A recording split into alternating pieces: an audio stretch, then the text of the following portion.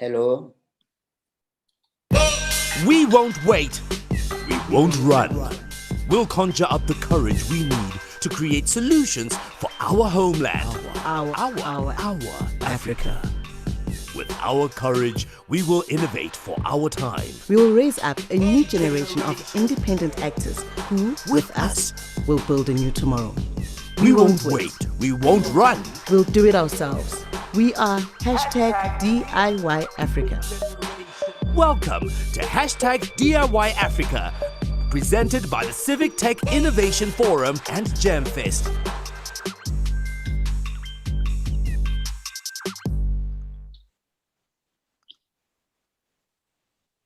Oh, so that's me. Hi guys. Sorry for just a restart, but welcome to Jamfest, hosted with Civic Tech Innovation Forum. And thank you to everyone from, I'm told, across the continent and the rest of the world for joining this year's festival. As you've just seen, the theme is #DIY Africa, and looking forward to a great session today. My name is Bilal Randeri. I work with MDIF, that's the Media Development Investment Fund. And in South Africa, we run the SAMIP, the South Africa Media Innovation Program. And we've got a great lineup of panelists for the discussion today. The topic is, as you've seen, and I'm hoping that's why you're here, building products and workflows in newsrooms here on the African continent. So this session is co-hosted by Jamlab and CTIN in partnership with us at SAMIP. And we hope that you leave this session inspired and empowered with the experiences of our colleagues who will be, I'll be introducing shortly. On the housekeeping rules, as well as all there in front of you, please use the hashtag. It's #Jamfest Africa 2021 and DIY Africa. The session is hopefully going to be interactive. So for those of you on chat, there's the Q&A function. You can drop your questions in there, keep dropping them in as the panelists present. And FYI, if you haven't seen the little red dot, the session is recorded. So it will be available publicly on all the digital platforms when it's ready. Joining me today, I'm happy to have Nigel from 263 Chat in Zimbabwe. We've got Joe and Abdul from Sahlain in Mali, and Catherine from Africa Uncensored in Kenya. The full speakers for the bios would be on the website. But let's kick off with Nigel. Good to see you again. And I don't know if you're sharing your slides directly, but the floor is yours, Nigel. Thank you. Great. I guess everyone can see my screen. My name is Nigel Mugam. I'm from Zimbabwe. I run an online publication based in Zim. I'm actually an accountant by profession, so I'm an ex-accountant, now journalist. I followed my passion. I was the young kid with the journal, always documenting, writing my thoughts. And what started off as a Twitter account 9 years ago. So we turned 9 on the 29th of September, so soon. What started off as a discussion platform on Twitter has then evolved into an online publication.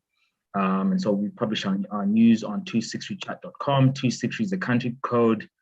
Chat is kind of what we're doing at the time. I wasn't a branding expert. I'd probably call it something else if I could redo it, but 263 Chat, and that's what people know it as. Where do you find us? So we're across the platforms: Twitter, Facebook, Instagram, YouTube, and we also have a large WhatsApp community.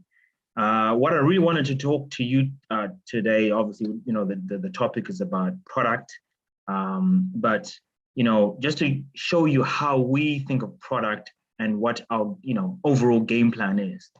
So our game plan is really simple: engagement. We're just trying to get Zimbabweans to talk and to discuss and to think and to probe and ponder on some of the things that are taking place. Big thing is engagement. So when we think about that, we think, where do we find the people? And we didn't really use terms like product design or product. We didn't use those kind of terms. We very practical, very pragmatic. We always think let's look at the stats of the country. Where are people? What does it look like? And so we know that 67% of the population live in the rural areas, 52% of the population are women, and 67% of the population are under the age of 35. So basically, a Zimbabwean is a young woman living in the rural areas. And so that's where we're really trying to go, right? And so how do we achieve that? So when we're designing products, we have this in mind, we think about this. I wear my hat as a ex-accountant, because I love numbers. And I look at things like our regulator produces a report on a quarterly report on different stats. And so in 2016, I was looking at the report and I realized we've got a high mobile penetration rate. And then I looked at the internet penetration rate, which is 50%, and obviously it's gone up. And so what then happened was I was thinking, how do we reach people? So we publish online, we don't have a physical copy. What do we need to do? And because of this data, this information, we then created what we call the e-paper, so electronic paper, which is essentially a PDF that we send via WhatsApp only. And literally when we design products now, and obviously this was the lesson then, we realized we have to start with the user in mind. So let's find the user, who's the person you're trying to target, and then work backwards. Look at what they do, look at how they use the internet, you look at their patterns, are they male, female, are they rural, urban, where are they? And so we use a lot of data, and I've just given you a glimpse, obviously, my presentation here, how we do that. So where's the opportunity, right? We looked at high literacy rate in the country. Zimbabweans are generally, they're hungry for information. So Zimbabweans in the diaspora, Zimbabweans both, also at home. And typically, and this happens the world over, mainstream media usually sells, especially physical, usually sells a physical copy the following day, which is for yesterday's news. So today's copy is yesterday's news, and yet we are on WhatsApp and social media, and we had an inkling that there was a bus crash in such and such an area, and 2 people died or 3 people went to hospital or whatever. So we looked at those kind of trends, and for a lot of people, we also discovered a lot of people, WhatsApp is the actual internet. So either they may not be on social media, they've seen someone like Jonathan Moyo, who used to be the Minister of Information at some point.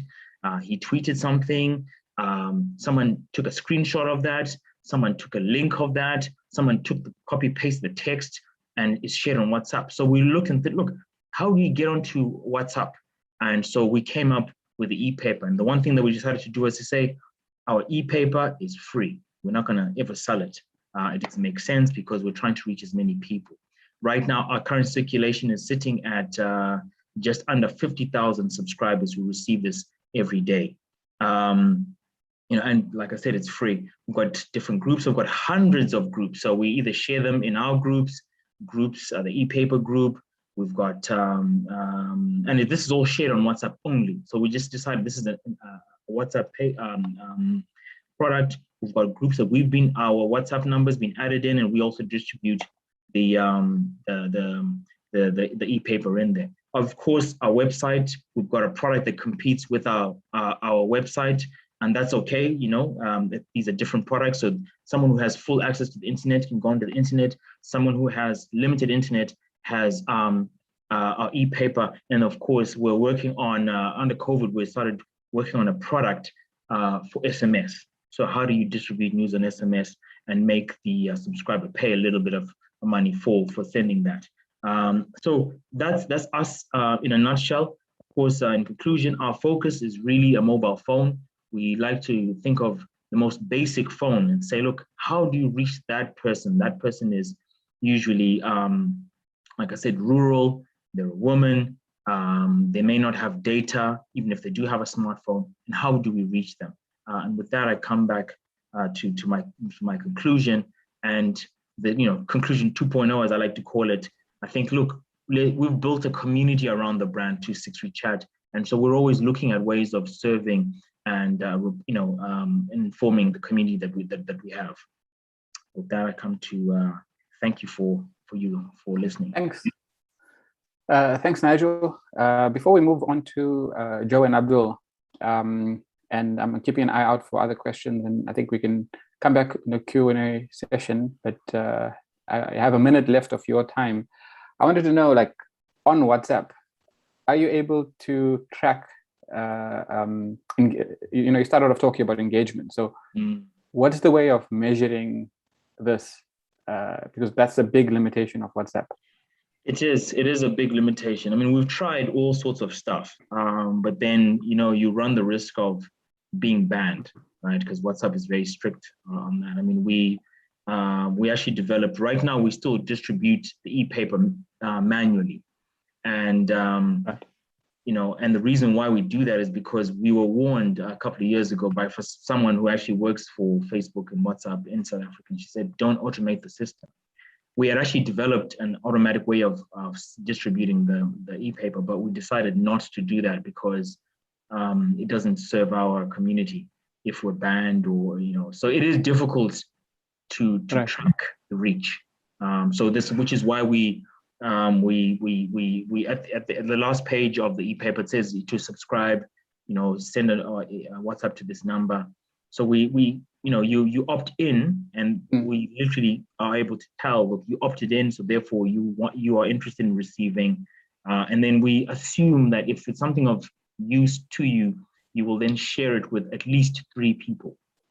Right.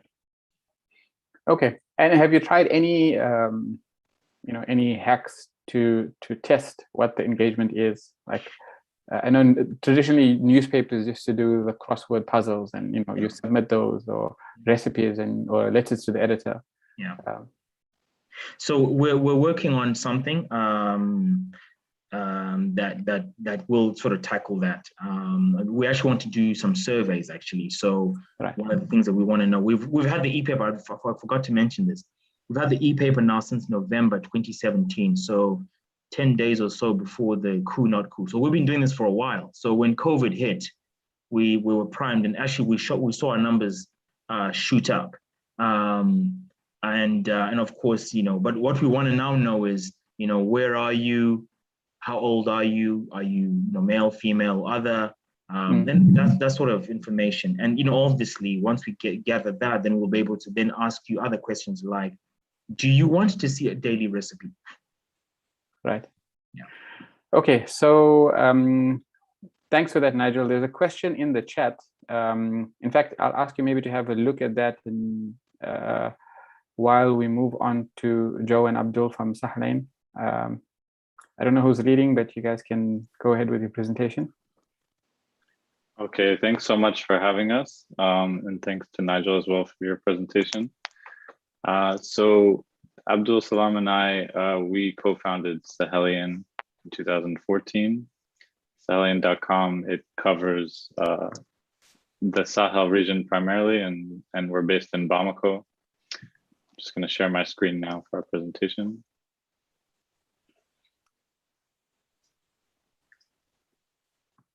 So, can you see this, right? Yeah. Okay, great. So, Abdul, do you want to start? Hello, everybody. Bonjour tout le monde. Je ne sais pas s'il y a un service de traduction là, parce que je vais un peu complètement casser le rythme parce que je parle en français. Yeah, so just to be, so Abdul, he's going to speak in French, do his portion, and then I'll do mine in English. Yeah. Alors, bonjour tout le monde et merci pour l'invitation et l'opportunité que vous nous avez donnée pour exposer notre travail et parler de Sahelian.com. Alors, comme vous pouvez le voir sur le slide, Sahelian.com est un site que nous avons créé en collaboration avec Biopeni et avec d'autres journalistes de la région du Sahel. en 2014 pour éventuellement couvrir les questions difficiles qui sont des enjeux dans la région du Sahel, qui sont des questions de sécurité et de politique principalement.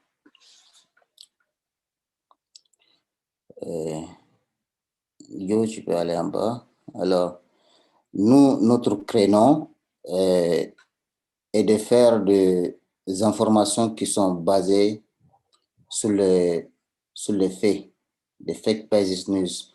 Ça, c'est notre créneau parce que nous pensons que l'enjeu des questions que nous couvrons avec nos journalistes qui sont dans des proximités, dans des localités éloignées, font que on doit traiter les questions de façon approximative.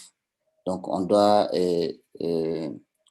remonter des informations réelles de ces zones-là qui sont souvent des petites localités, mais dont l'enjeu peut affecter le monde entier, comme la question de terrorisme, par exemple.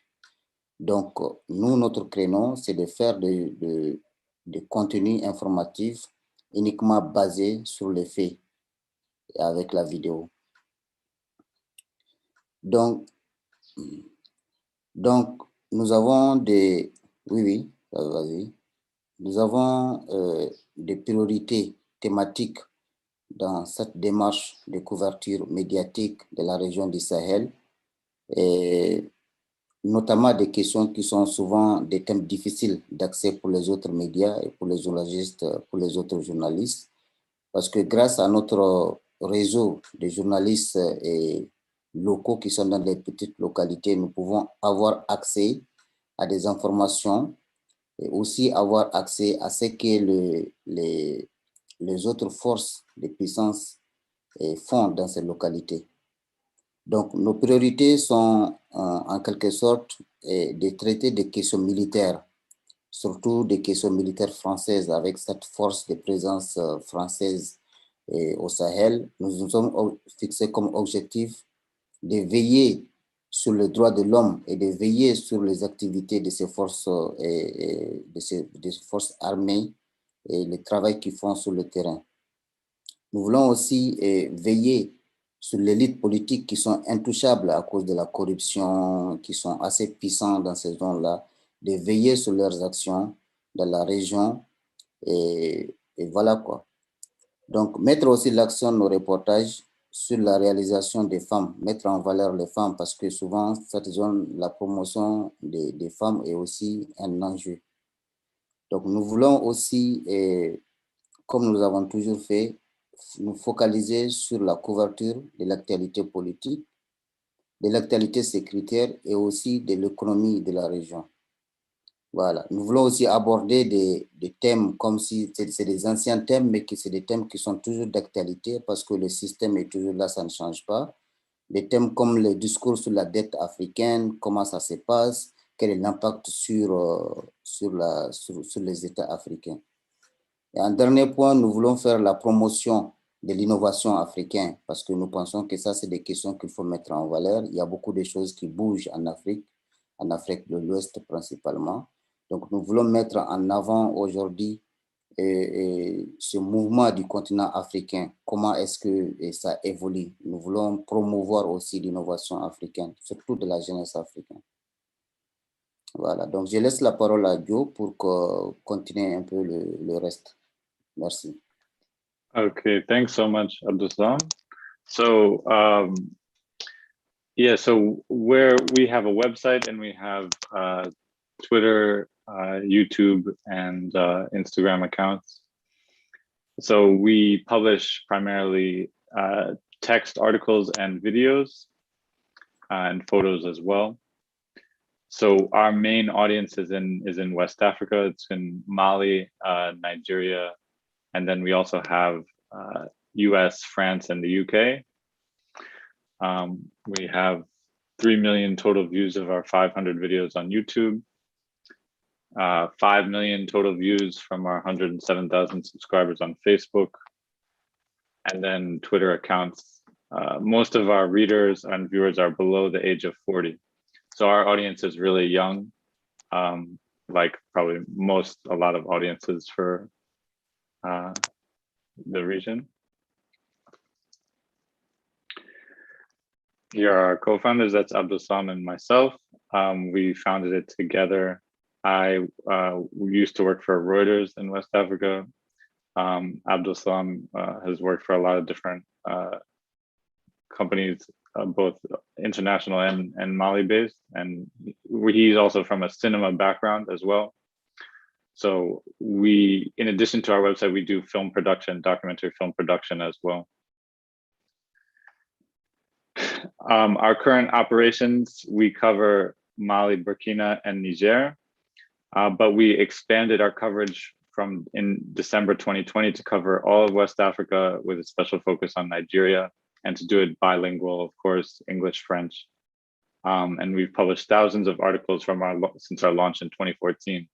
So we have a permanent desk, a physical office space in Bamako, and then we have a network of correspondents throughout the region. And so we have just a couple full-time staff and a couple editors in Bamako, and then there's myself. And then yeah, we have a number of correspondents. We cover Mali the most. So our goal, we want to be West Africa's premier news website. Yeah, we want to publish essential stories promoting vision of accountability, responsibility, and growth. Our stories aim to provide a solid foundation for those fighting for the future of West Africa. So we want to be, when we think of product, for us, it's really making the best content possible. So we want to be a website that you can't miss when thinking about West African news.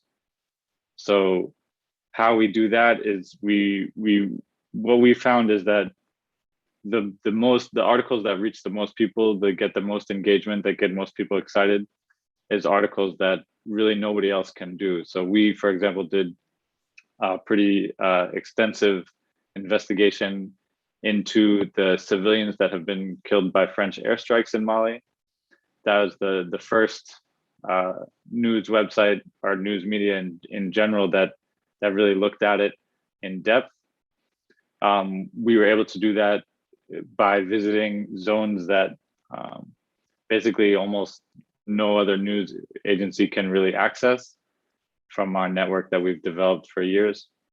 And then that type of article has been really shared quite a lot. So when we think about product, we're thinking about just we're not thinking about covering absolutely everything. We're thinking about creating content that moves the conversation forward in a lot of different ways. And that if you don't look at our website, you'll be behind, basically is how we think about it. 60% of our readership is on mobile devices. So we're always thinking about how to make it accessible and how to make it easy for people to read and look at. We put all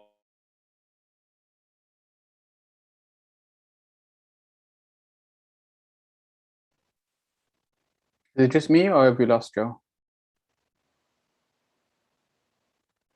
Okay, so while we wait for Joe to come back, Abdul, you're still with us, and I'm hoping, well, I can't speak French, so I can't direct any questions to you in French. But and I have no questions that come in yet. Seeing that, we already, okay, Joe, you seem to be reconnecting while the old Joe is still frozen there. Yeah, I'm so sorry. I'm so sorry. My Zoom crashed. Yeah. Okay. I think I don't know at what point we dropped you, but maybe you want to take a minute just to wrap up. Yeah, sure. Well, it's just on the last slide. More. Yeah. Okay. Okay. Thank you. So just our upcoming plans, we plan to expand our English language coverage and to launch a subscription service in early 2022. West Africa is the fastest growing region in the world, and we believe that there's a big market for bilingual paid news, especially if you include and focus on Nigeria as well. And we think that probably most of our subscribers will be not just only within the region, but in based on our visitors, but also US, UK, and France. So that's it. And if you want to reach us, here's our information, info@sahelian.com. Thanks so much. Thanks, Joe. So I'm keeping an eye on the Q&A, but I think we can come back to that. We're gonna move on to Catherine. Catherine, I'll let you introduce yourself, but I'm hoping most of our audience is familiar with Africa Uncensored and the great work you guys do in Kenya. But yeah, the floor is yours. Thank you, Bilal. So my name is Catherine Mwema. I work at Africa Uncensored. It's an independent media house based out of Nairobi, Kenya. Yeah, and yeah, today I'm here to be giving my presentation on building products and workflows in African newsrooms, our perspective, and what has been working for us. So you can go to the next slide, please.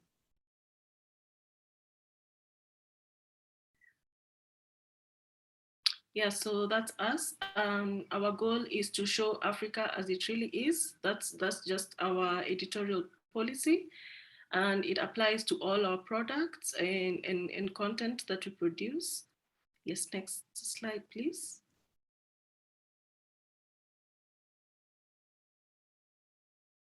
Yeah, so product thinking in our own context. This is not just looking at product, but how we work as an organization as a whole. So just like what Nigel has shared, we think of the audience in mind when you're creating content, when you're creating products, and this mindset applies back to the newsroom and how we work in the various teams and departments to achieve this goal.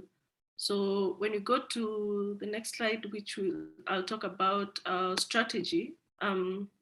Please take us to the next slide. So our strategy for a couple of years from now involves broadening the definition of who we are, what we do, and the products we create. We are generally known for investigative content, but our goal is to grow and that definition, grow our own definition about what kind of work we do, and retain our signature interest, which is public interest work. Currently, our audience is from 25 to 35. And part of our strategy is to grow that and target the 18 to 24-year-olds, and also increase the size of our female audience. Traditionally, the highest percentage of our audience has been male. And so also having that in mind as we create our products. So some of the products that we have launched is Piga Firimbi, like you see on the screen. So Piga Firimbi has been predominantly looking at fact check. This year we've been focused on COVID-19, but beyond that, we've been using it to conduct polls, engage with our audiences, and it's been our whistle-blowing platform. Then again, this year we also launched a newsletter, and we've been growing our audience at a steady pace. Right now we are at about 600 subscribers in just a couple of months. Our target is to get to 1,000 by the end of this year. Then we also launched Shahara, which is an independent platform where we would have journalists, documentary filmmakers, basically all content creators bring in their content, and then they're able to monetize their content. This was as a result of our own challenges with fundraising, raising money for content, and it's an issue that is shared across the platform, not just journalists, but basically content creators. So we as Africans, again, decided to create a platform for fellow Africans where they could also bring their content and be able to monetize it. Next, I'll go to our workflow in the newsroom. Please take us, yes. So my main 2 points today are building teams and culture. So at African Censored, when we begin looking at products, the first thing is assembling the team. We all know newsrooms are made up of cross-functional teams. And in our case, we have the techies, we have the social media team, we have the filmmakers, people who are originally strong in filmmaking. We also have journalists, reporters, and then to bring them all together and work together to create these contents is part of the workflow in our newsroom. And then also as a product manager, my role is to keep the team on the same page, translate the vision, the product vision, as well as the organization vision to the team so that we all achieve the same goal. And also part of that is prioritizing work. We are a small media house, and as we continue to grow, we keep on getting so many requests. There are so many things that we want to do, and prioritization for us has been key to achieve that. The other thing that sets us apart is culture. For the longest, we have been evaluating our culture. We've done culture audits within the team, and to just get to the space in which we have the best environment to create our products. So the first thing is collaboration. We have a very democratic space in the newsroom. The gatekeeping process is very democratized. We have people from all departments contributing to our products, and that has greatly contributed to the kind of quality that we have achieved. The other part of culture that we have is innovation. Innovation is part of our 4 pillars. So we have journalism, production, innovation, yes, and storytelling is our pillars as an organization. So innovation really plays a strong part in our product creation. And then lastly is empowering growth through training. Most of our internal team is very young, with the average age being from mid-20s to late 20s. So as a young team, there's constantly encouraging of the team to grow and to improve on their skills. Yes, next slide, please.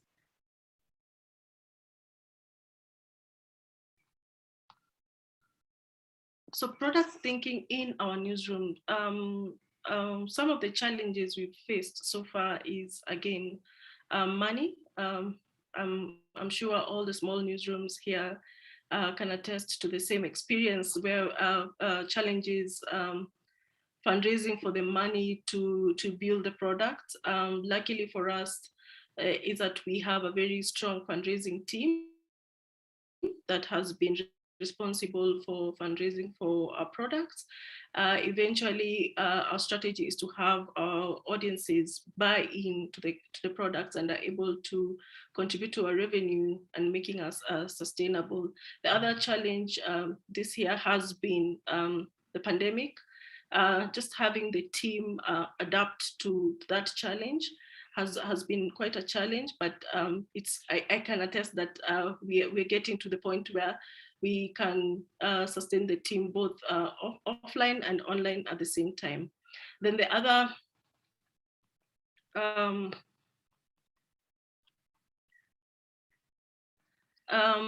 to go to the learnings I can share as a product manager. When working with African Censored, I transitioned from project management to product management, and just completely changing the thinking from just focusing on the outputs to the outcomes. And my key learnings as a product manager has been to adapt to the audience needs. We also launched a digital event where DAPT joined our newsroom. We have been inviting audiences to Zoom, the Zoom platform, to engage with them. And for the longest, we weren't able to figure out why we were getting low numbers despite having such a huge following on our social media accounts. Then we changed strategy and we went to Twitter Spaces, and we found that our audiences were just right there waiting for us to go to where they were. So that's the biggest key learning that I could share at this point. And then also keeping up with the developments in technology. Currently, given what is happening all over the world, the focus has been on digital products. So as a newsroom, we have to keep up with the developments in technology. And again, collaboration is key, not just within the team in the newsroom, but also other media houses around Africa, for us to be able to learn and share with each other. Next slide, please.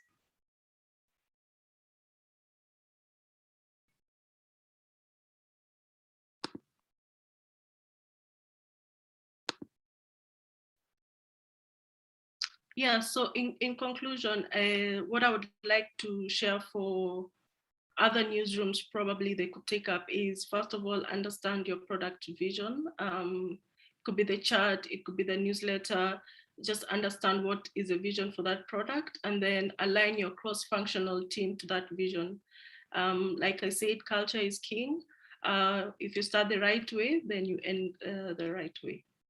Thank you very much. That's all from me.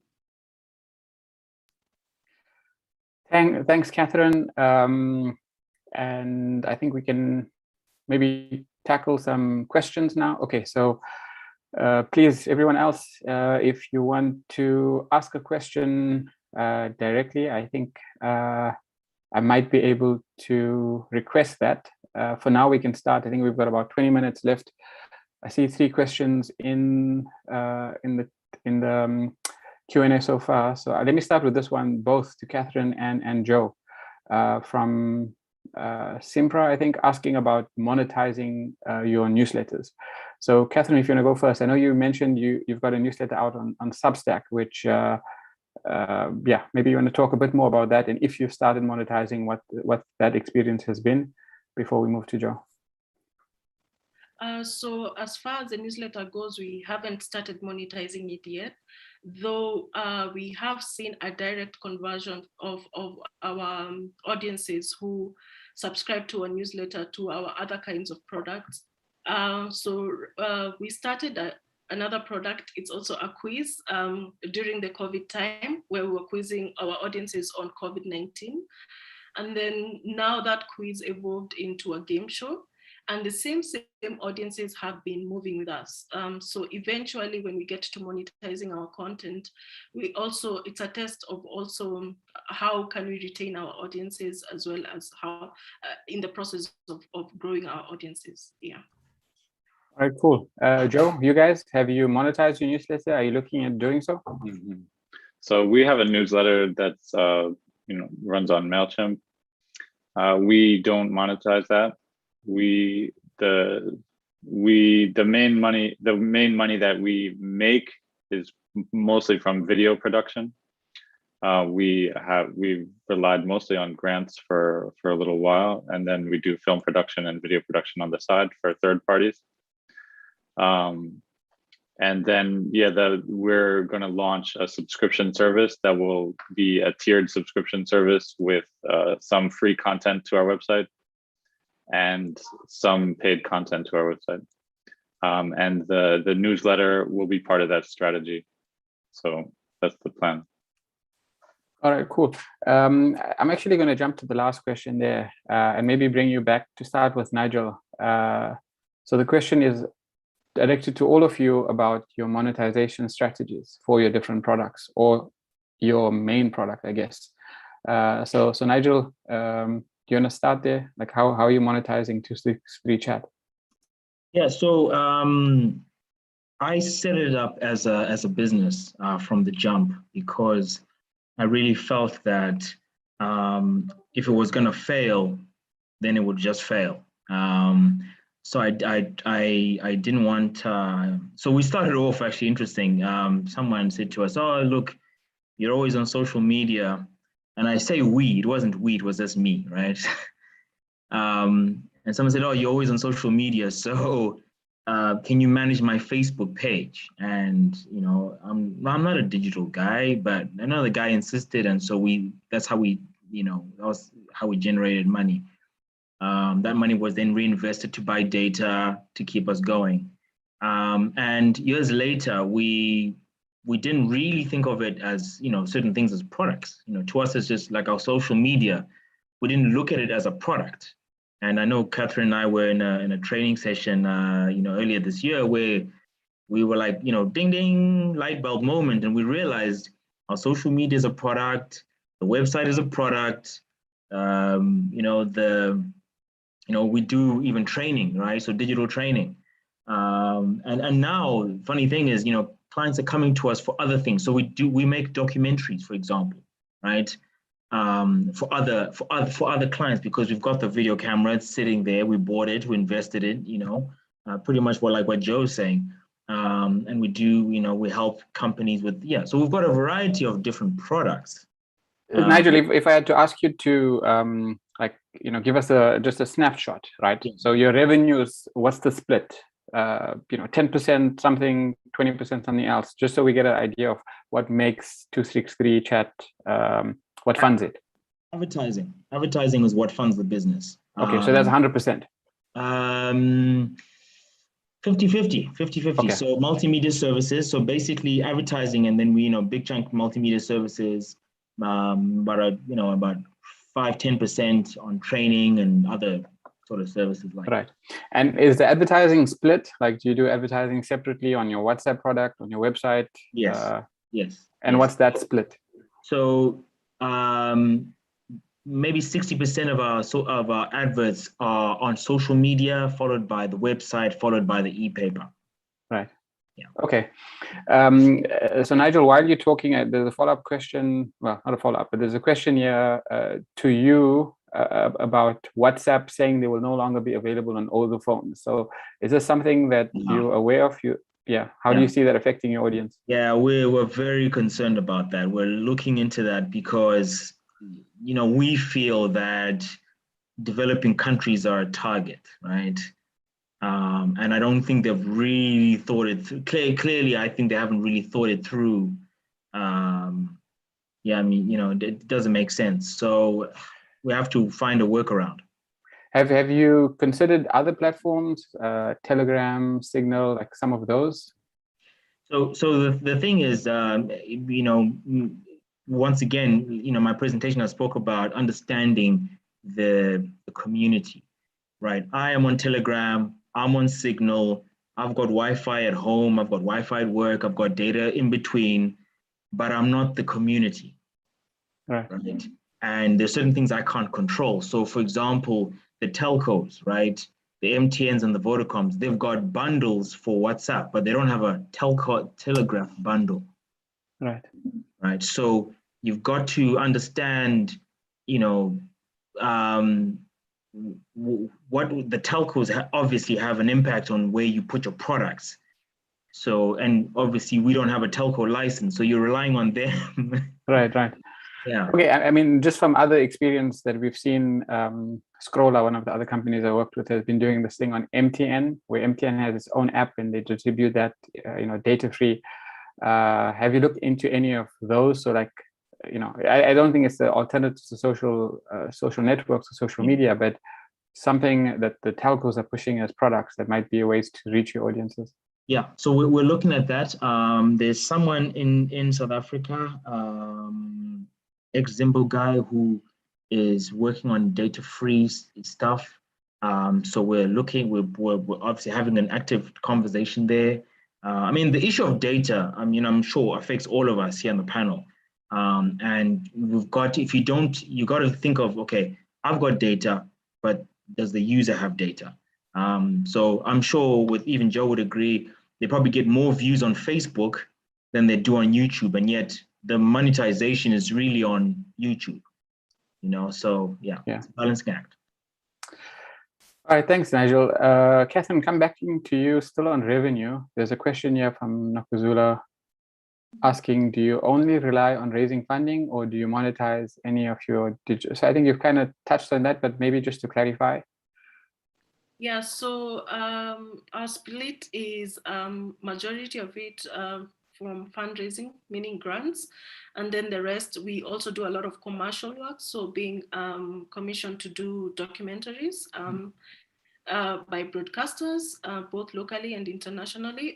Our new platform, Shahara, that's where we've been testing for monetizing. Right now we're on beta phase, and the response so far in 2 weeks has been awesome.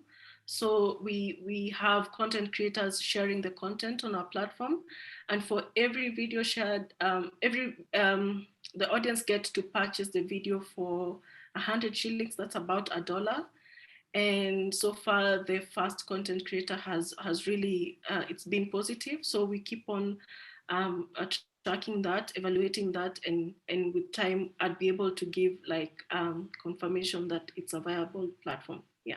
So just to clarify though, so that's not your content, right? That's content from your audience that other members of your audience are purchasing, right?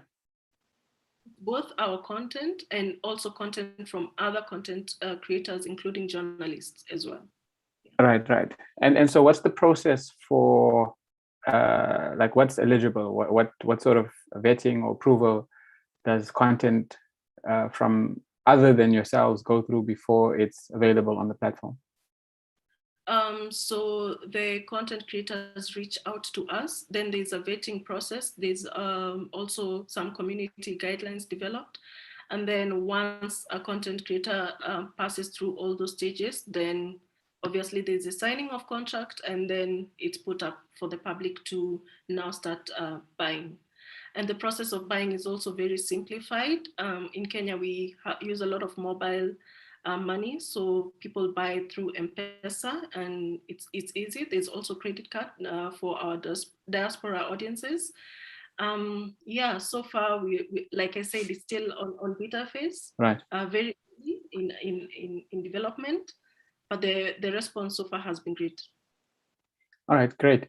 So Joe and Abdul, I'm going to come back to you. I see a question that's popped in, but before I get to that, since we're chatting revenue with Nigel and Catherine now, you know, what's the picture over at Sahalain? You know, so far, I think the two main sources of revenue that have been discussed is advertising.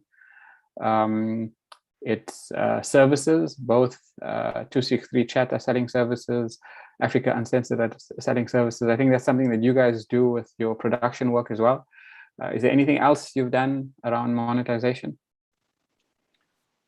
Maybe Abdul Salam can answer that about the stratégie de monétisation.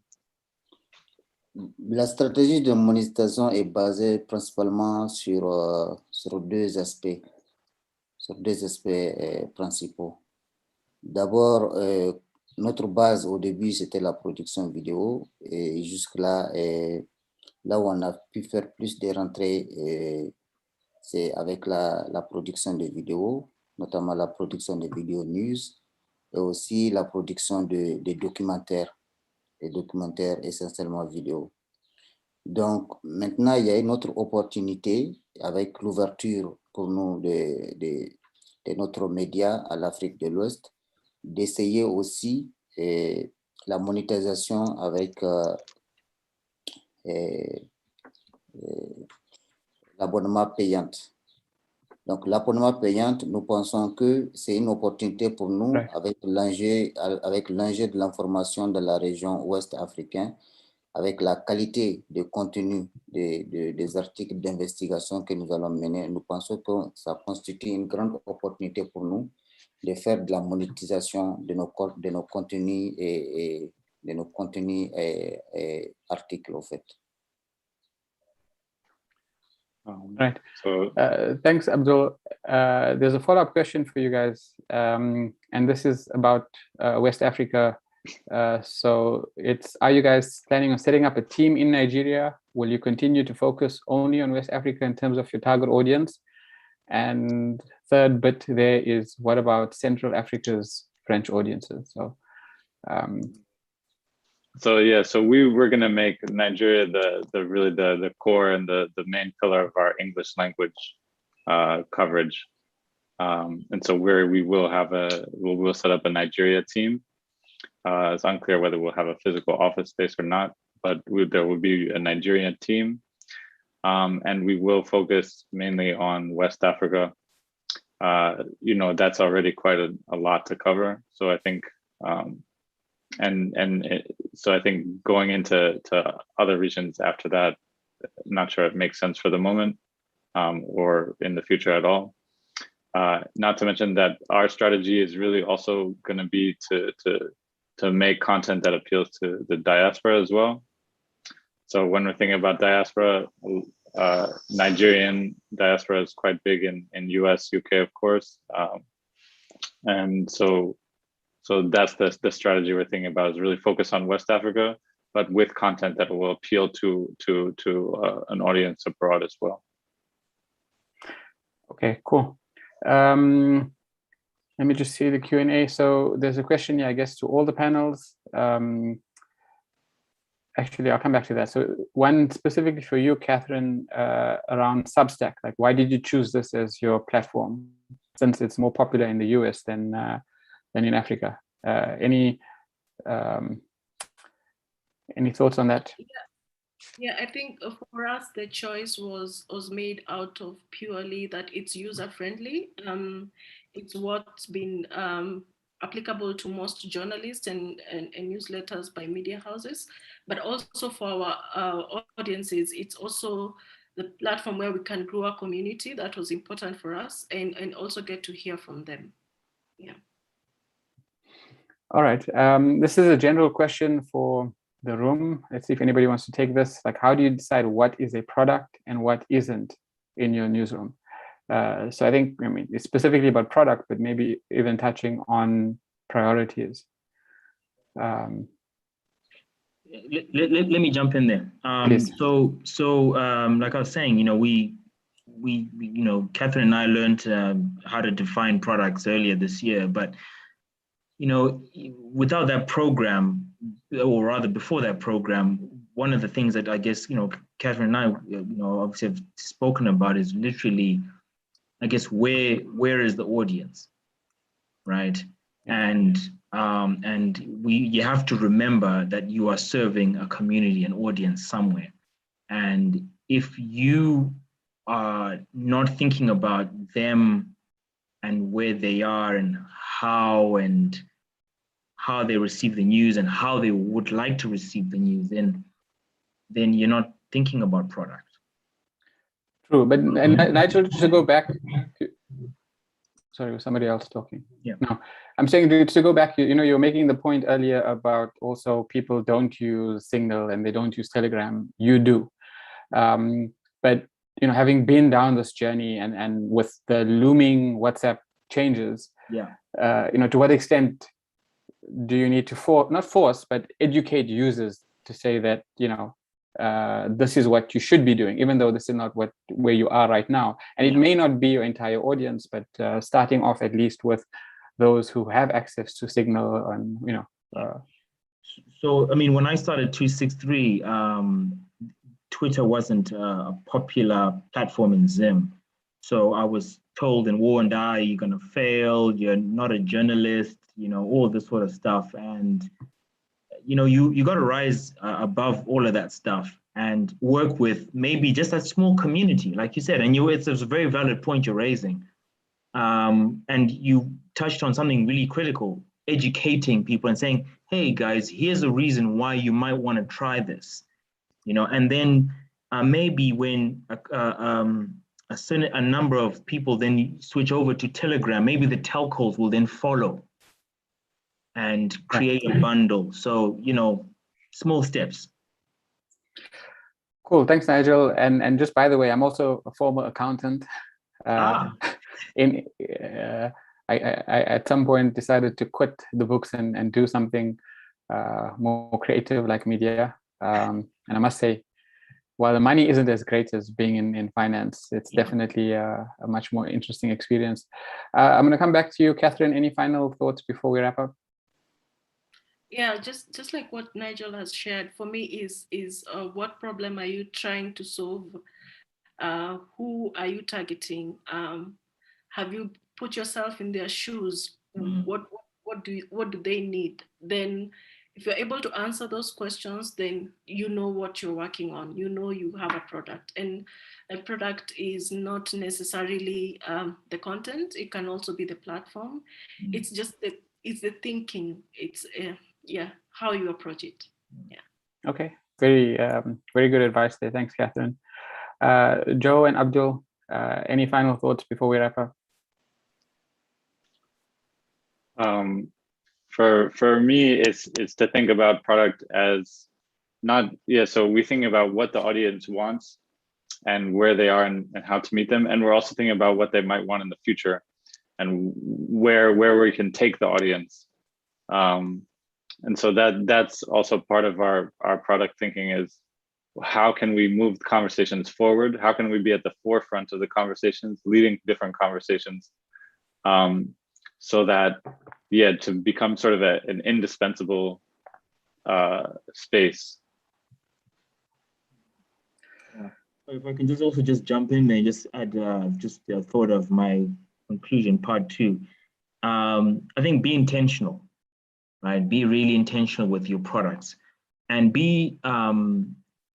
expect surprises along the way.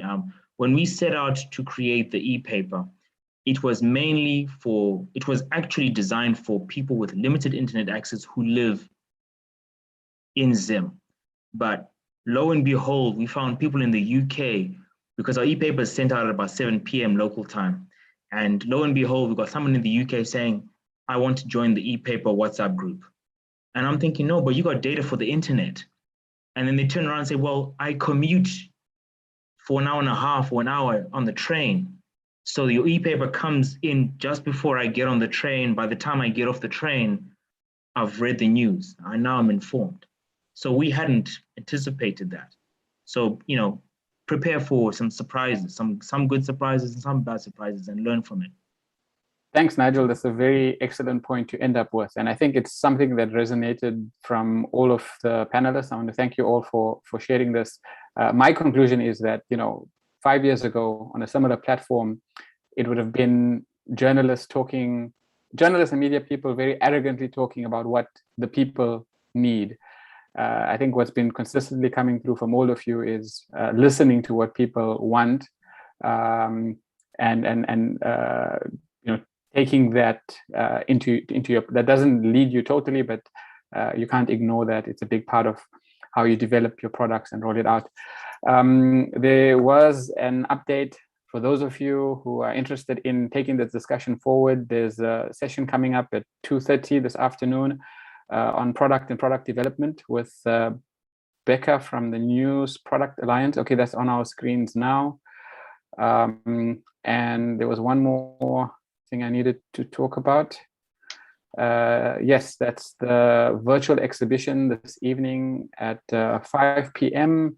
Again, the hashtags that came out for those of you who've attended and tweeted. From my side, thanks everyone for the audience for joining, and thanks so much for the panelists for this discussion. It's been, an hour flew by pretty quickly, which is always a good sign for a good discussion. And so thank you all, and thanks to our folks at Jamlabs. Goodbye, guys. Thanks, Bila. Sisi wenyewe ni mashujaa. Nous sommes nos propres héros. Tirimagamba pachedu. We are our own heroes. Power to the innovators, the DIYers across the continent. Power to you who push the doors wide open. Power to you who've planted good seed on fertile African ground. We celebrate you. Thank you for joining us. Visit our websites and social media platforms to continue the conversation.